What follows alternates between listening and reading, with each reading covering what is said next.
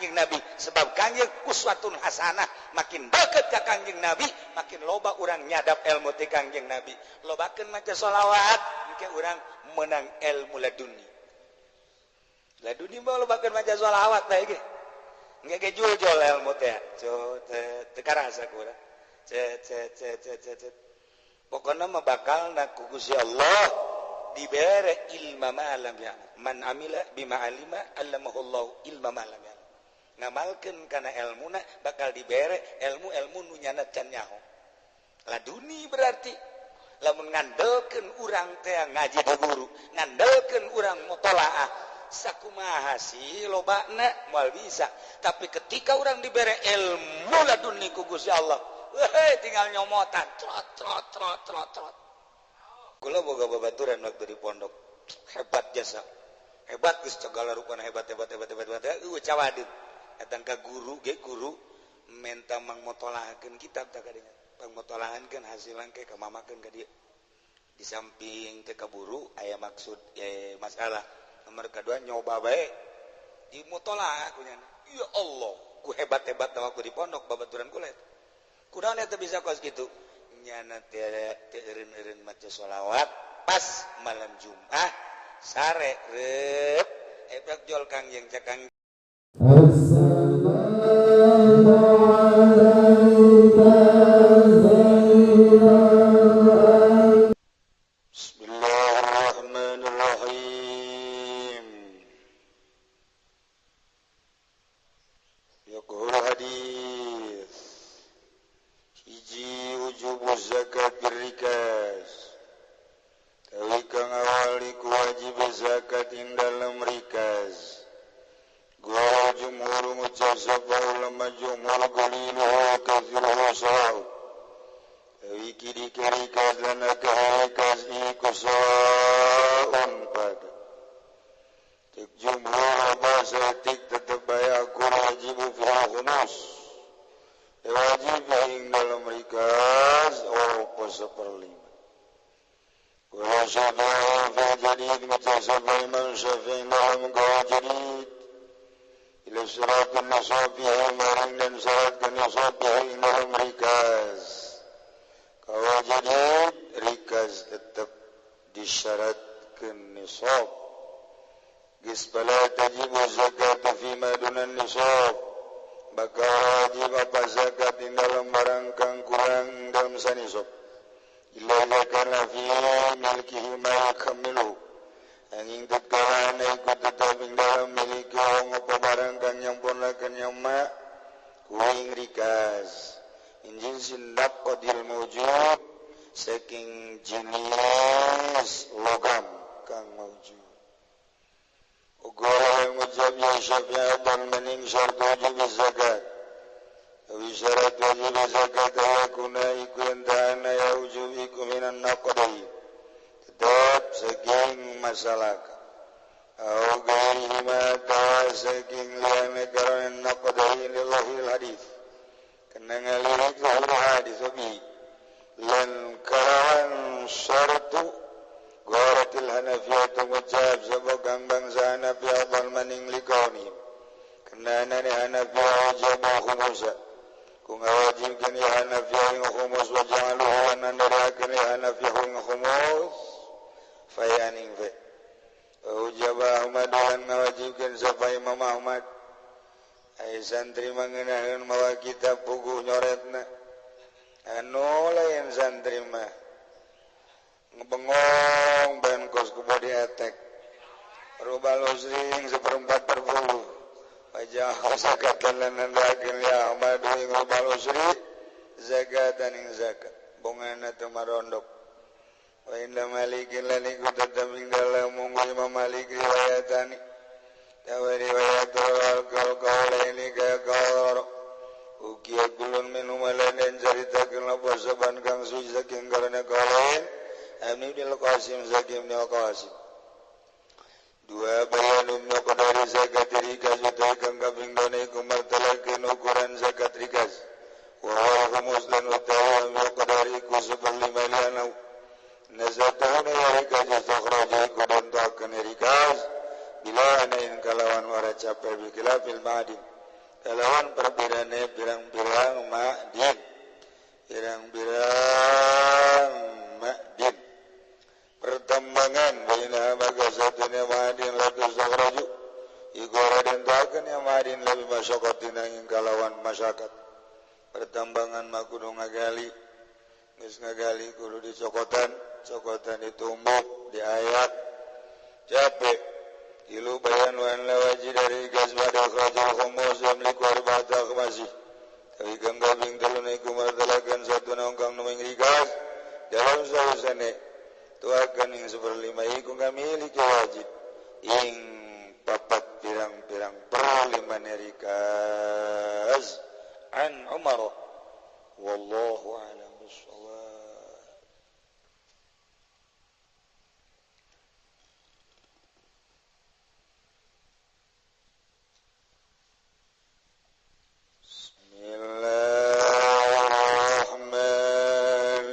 Bismillahirrahmanirrahim wa qalam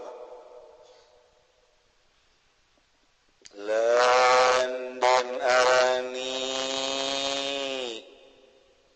ya ruh Muhammad yang qalam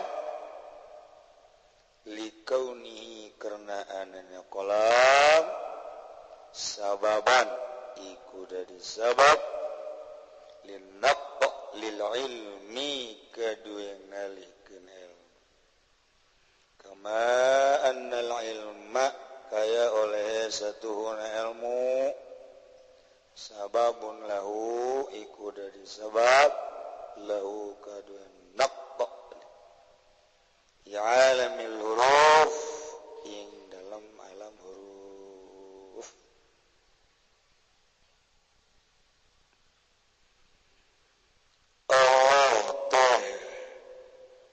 ngadamel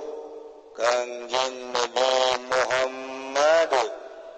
sallallahu alaihi wasallam pertama min nuri jamalihi tina nur sifat jamal Allah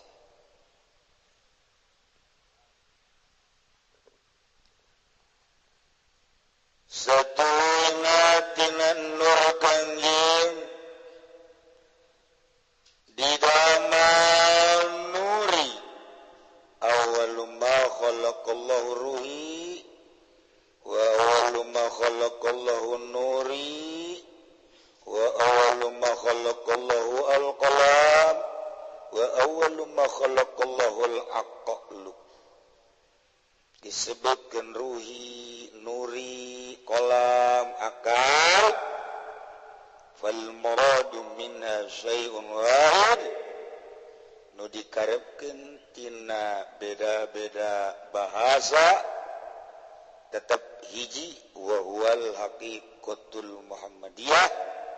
nyaeta hakikat bangsa Kangjeng Nabi Muhammad sallallahu alaihi wasallam summiya nuron summiya aqlan beralasan kuari di ngaranan kolam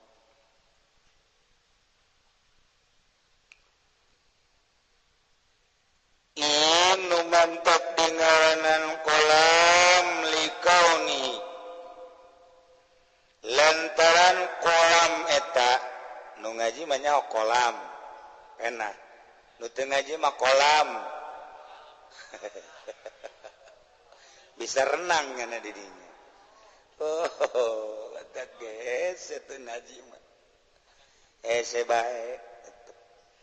Entak untung jelema anu mondok. Masantren. Salah mondok. Masantren. Mondok mah. Aduh.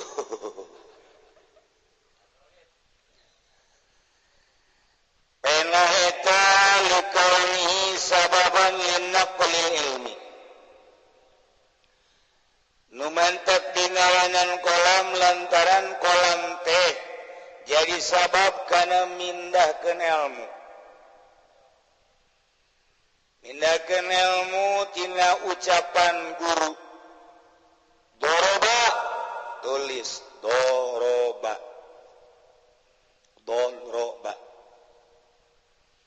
indah kena cek guru nama ilmu biniat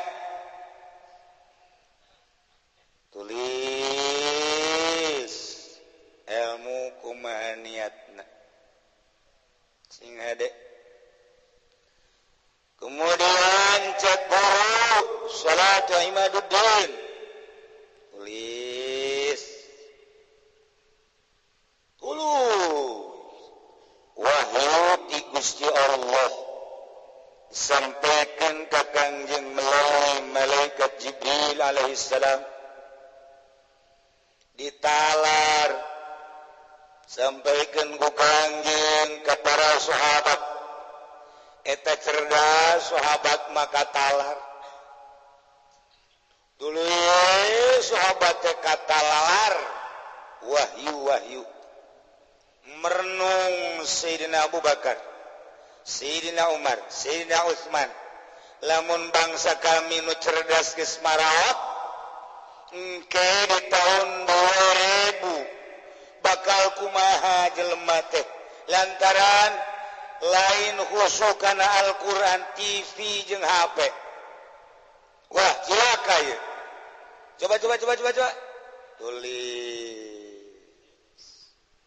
melalui karya Sayyidina Abu Bakar Siddiq anu dilanjut ke Sayyidina Umar tetap dilanjut ku Sayyidina Utsman radhiyallahu anhu jadilah mushaf nu ku urang dibaca ieu hasil karya tulisan Sayyidina Utsman bin Affan ditelusuri kumanehanana di Mekah, di Madinah, di Turki, di Yaman, Mesir, sahabat-sahabat anu baroga Al-Qur'anul Karim baheula ditulis dina kulit, ditulis dina batu, ditulis di dangdaunan, dihijikeun tulis di palapa korma, dihijikeun ku Sayyidina Utsman bin Affan nu aslina aya keneh ku ari nu aslina tina batu kulit dangdaunan tina talakop araya keneh ayeuna urang mun hayang ningali ka ditu bisa asal urang wawuh jeung raja wawuh jeung Habib Rozak banyak moal atuh ya apa tuh moal atuh jeung raja urangnya sabaraha lapis kunci nake hayang nyaho kana Al-Qur'an tulisan nu asli nu ayeuna urang di Madinah bisa ningali eta asli tulisan anu dicatat ditulis ku Sayyidina Utsman aya nyieun opat di Madinah di Turki di Yaman di Mesir nah ye opat asli eta area kene masyaallah jadi pernah teh mindah-mindahkeun ilmu tina bahasa guru pindahkeun jadi kitab ditukil kurang dialihkeun tina kitab ieu ka kitab ieu dikarang dicatat ditukil terus sampai ka ayeuna mindah-mindahkeun bahasa baik bahasa terjemahan Al-Qur'an terjemahan hadis terjemahan ulama termasuk mindahkeun bahasa cinta nu aya di hate make bahasa nu luar biasa ieu isi kandungan hati teh supaya kabaca ku kabogo urang direka-reka sejuta bintang di langit satu yang bercahaya dedeuleuna meureun buta sakitu lobana ngan hiji nu bercahaya suara teh mah jelema lain lalagaan mah teu kadeuleu nu sejen teu kabeuleu barang di deuleu jamenyon tetep bae sanjungan jelema anu keur mabok kepayang kitulah nah eta cinta dijabarkeun pohara selembar dua lembar tilu lembar sabuku moal anggeus sebab bahasa cinta mah luas tina cinta sanggup berkorban tina cinta sanggup segala rupa cinta mah lamun ngambek bahaya cinta ieu ya Allah lamun ngadenge bahasa tika bogona aku pun cinta padamu mobil dibikin motor dibikin budak eta cinta dialih-alihkeun bahasa ya Allah likauni sababan linaqlil ilmi kama anna ilma sababun lahu fi alamil huruf sakumaha sanyana ilmu jadi sabab kana pindah dina alam huruf alam anu tanpa huruf dipindahkeun ka alam huruf Kangjeng Nabi dibere wahyu teu apal urang kumaha ka kupingna ku Kangjeng kumaha ka tampana ku Kangjeng anu jelas mah ketika Kangjeng kadatangan wahyu dibawa ku Kangjeng malaikat Jibril alaihissalam Kangjeng Nabi kesangan Kangjeng Nabi tungku semudu berat luar biasa apalin para sahabat ketika Kangjeng Nabi keur nampa wahyu kabeh eueuh nu berani apa lantaran berat katinggalina wahyu Kangjeng Nabi kesangan mantak sedeng mun kuari urang ngadenge bahasa Al-Qur'anul Karim haju urang nundutan sedang urang mah Kangjeng Nabi nage teu kuateun tuh siapa sok aju kasinggung bae teu kuat urang maca Al-Qur'an lamun lain taufik ti Gusti Allah mal kuat maca koran mah urang bersambung ke halaman sekian teangan bersambung ke halaman sekian teangan can anggeus meuli deui ke isuk meuli deui penasaran maca Quran kakarak a'udzubillahi minasyaitonir rajim bismillahirrahmanirrahim tabarakalladzi biyadihil mulku wa huwa ala kulli syai'in qadir lain lagi kadenge ku kabehan asana 5 ayat paeh budak ge Quran eta teu kuat naon sebabna wahyu Allah dibaca ku urang nu pinuh dosa lain lalagan alladzi khalaqal mauta wal hayata liyabluwakum ayyukum ahsanu amala sadaqallahul azim cek pamajikan ka pan geusan asana mun diteruskeun aing kudu ka rumah sakit kuat guys teu pohara teu kuat lamun lain taufik emang kumaha sangkilang dititahan ya orang baca Quran teh nyaho ganjaran anak pohara jasa di antara anu ngaloloskeun kana hate hiji udang tengah beting 2 wirid zikir nomor katilu maca Al-Qur'anul Karim 4 tafakur nyaho kabehan ge sok diceramahkeun ku Kipu Doli orang Kipu Doli teh geus baca Quran tungah teh berat Kipu Doli atuh aing mangan pan ngajelaskeun ka sia berat Quran mah lain lalaga naon lamun teu dibere taufik berat Al-Qur'an wallahu alam kumaha katampana ku Kangjeng Nabi wahyu ti Gusti Allah melalui malaikat Jibril ngan urang mah teu meunang nyaho tah maka ditu mah nyahona geus bae alif lam ra tilka ayatul kitabil mubin garituna nahnu naqussu alaika asal qasima auhayna ilaika kadituna mah Quran teh Arabiyah bahasa Arab geus sakitu bahwa Quran teh diturunkeun ku Gusti Allah inna anzalnahu Qur'anan Arabiyyan urang mah datang ka dinya bae ulah nyaho kadituna ulah tah mah Kangjeng Nabi tah mah kadituna mah tu urang moal nyaho ya urang ge bahasa cinta teh teu kudu ngomong atuh teu kudu ngomong urang bare-bare nyana senyum nyana tungkul oh berarti ieu geus di jerona aya panah asmara nancep nya atuh teu kudu aku cinta padamu teu kudu geus teu kudu asal dibelikeun baso narima dicekel ku orang merean adu toelnya nanonggeng atuh geus sakumaha kotok rintik budak eta teh bahasa cinta nu geus kitu atuh teu kudu ku bahasa cukup ku kos kitu bae asal urang mangge awe aju kadeleuna robah beungeut atuh geus kanyahoan geus go urang kanyahoan geus ini aya lah di jorona tersimpan. Tapi lamun orang mangge awe aju kadulna geuneuk lain deui. Geus lain terus ketemu ulah.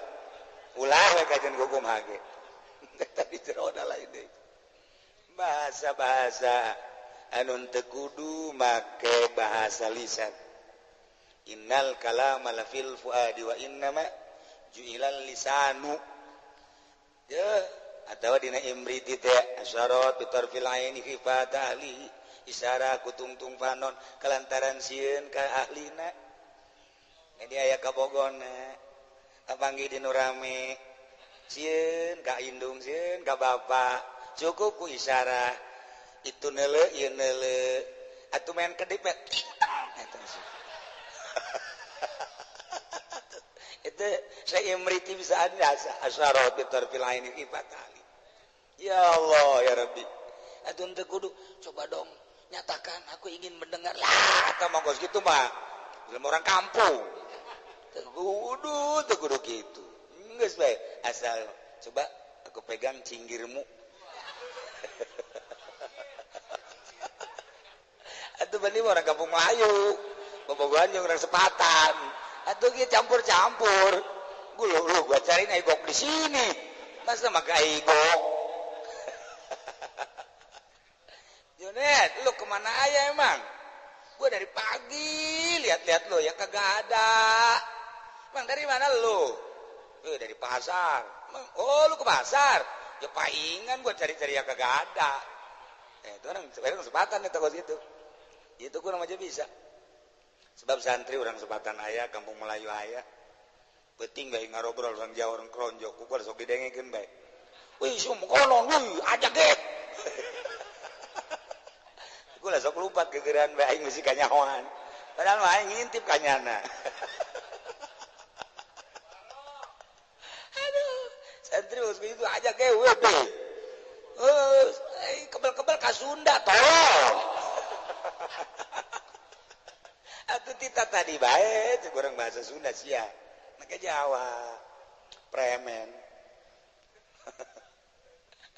Nah, Kangjeng Nabi narima wahyu wallahu alam kumaha katampan ku Kangjeng hanya Kangjeng nu uninga dijabarkeun ku Kangjeng ka sahabat sesuai jeung kebutuhan ayalah di asbabun nuzul butuh eta jol ieu butuh eta jol ieu ditarjamahkeun Quran mah tarjamahan wahyu nu katampa ku Kangjeng Nabi naoma bila harfin wala sautin hurufan suara Haju eta dijabarkan ku Kangjeng tarjamahan Quran eta tarjamahan wahyu can kaharti ku urang ditarjamahkeun deui ku bahasa Kangjeng hadis bahasa hadis ge hese dihartikeunana innamal a'malu binniyat innamal ilmu binniyat innamas syai' binniyat macam-macam terus bae tina innamal a'malu binniyat tarjamahan jadilah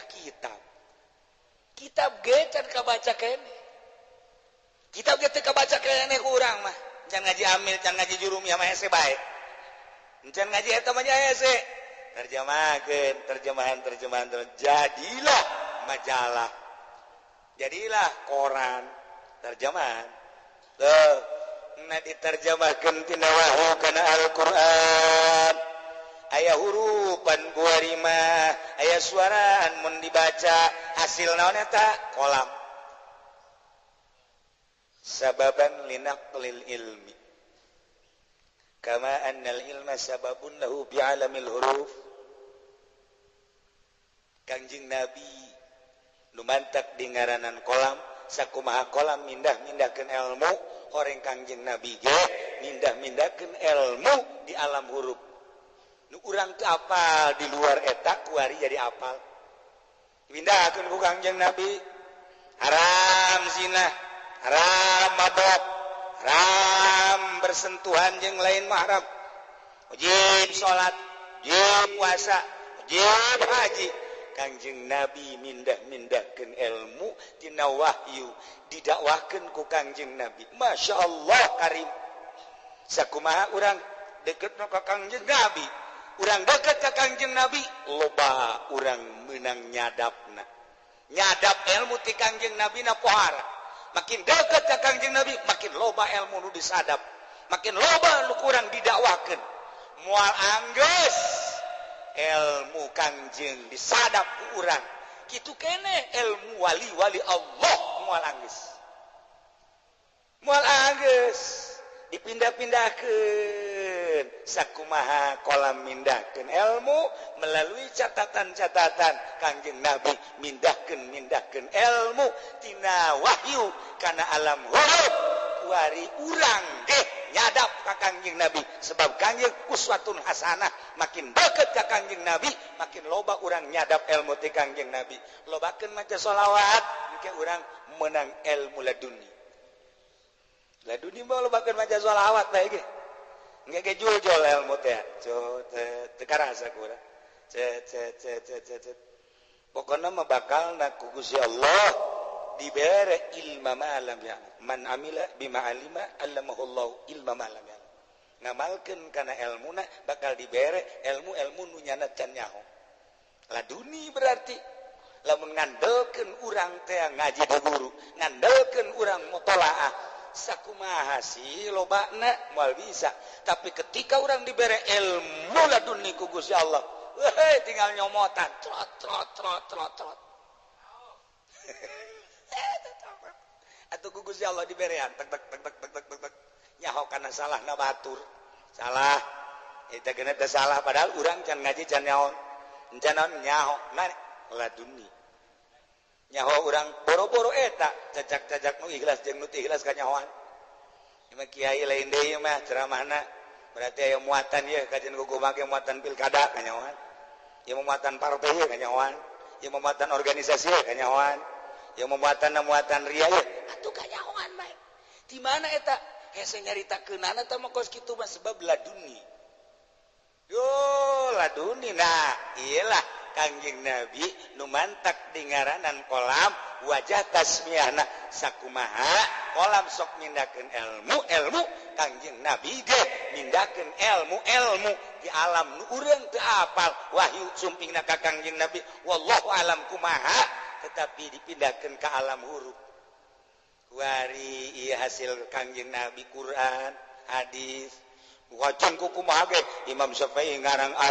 jeung berbagai kitab eta ilmu ti Kangjeng Nabi. Imam Malik atuh ti Kangjeng Nabi, Imam Hanafi atuh ti Kangjeng Nabi, Imam Ahmad atuh ti Kangjeng Nabi. Wobeh di Kangjeng Nabi. Kunaon atuh urang teu daek dedeketan ka Kangjeng Nabi. Ilmu aya di Kangjeng Nabi, urangna jauh ka Kangjeng Nabi. Moal bisa. Sok deketan Kangjeng Nabi gerage. Bakal dibere ilmu urang langsung ku Kangjeng Nabi. Eta nu ngarang burdah. Emang kumaha gitu? Nyana ngarang magol deui. Nyana ngarang magol deui. Geus aya di jero hate jeung di dieu dikarang ku nyana magol deui. Ya Allah, ya Rabb. Artina magol deui teh loba jasa ilmu nu endek dikaluarkeun ku nyana tetapi ketika ditulis teu berdaya hiji kempleng setruk nyanana keur setruk hese nulisna sedengkeun ilmu loba jasa di dieu ngimpi satu saat kapendak sareng Kangjeng Nabi ya Allah assalamualaikum Kangjeng salam keke sakene ieu saha kasepan Ana Muhammad bin Abdullah. Wow, tangkep punya. Langsung silih tangkep, ditangkap ku Kangjeng Nabi diusap nu kemplengna belaka tuh set cek Kangjeng Nabi teruskeun nulisna langsung hudang jag sehat bae langsung Masya Allah langsung sujud syukur hari tagena beut wah raja setan nu ngarang burdah eta lain lalagan aji pendi kamari ieu batuk terus bae ku nyari obatan ngimpi ka panggijeng juri ya Allah hudang es beki parah dipilih ka panggijeng Kangjeng Nabi jeung juri itu jauh ku sebabnya nana carang maca sholawat aya maca sholawat muludan kudu berkatan oh baca sholawat mah embat nya ge Assalamu alayka zainal anbiya ya assalamu alayk orang kanan di jerona mah berkat itu mal beres baca sholawat ke situ mal beres sanajan kutub robani ge mal beres oh macana mah hebat foto robani orang di jerona mah berkat awal beres tuh deketan Kangjeng bakal dibere ilmu nah langsungnya nanjin Maulaya sholli wa sallim daiman abada la habibika khairul khalqi kullihim min tazakuri jiran midhi salami mazadada manjara min muqlatin bidami boga syarat 10 hiji kudu boga wudu macana 2 kudu dinazomkeun make bahar basit sapilun fa'ilun musafilun fa'ilun sapilun fa'ilun musafilun fa'ilun katilu kudu dinazomkeun kaopat kudu nyaho hartina kalima kudu diijazahkeun ti guru kagenep hadiah heula Kangjeng Nabi sahabat jeung nu ngarangna katujuh hadiah heula ka guru urang nu ngaijazahkeunana kagenep kadalapan kudu macana bari itu naon sila atawa nangtung ulah bari ngedeng syarat aya syarat karak lamun 10 syarat eta dipenuhi dibaca ku urang geus berkaromah ujian lamun geus berkaromah sekecap nyata hayang naon ya Allah ya Rabbi abdi hayang apansa ujianna harita kene katabraknya na ku apansa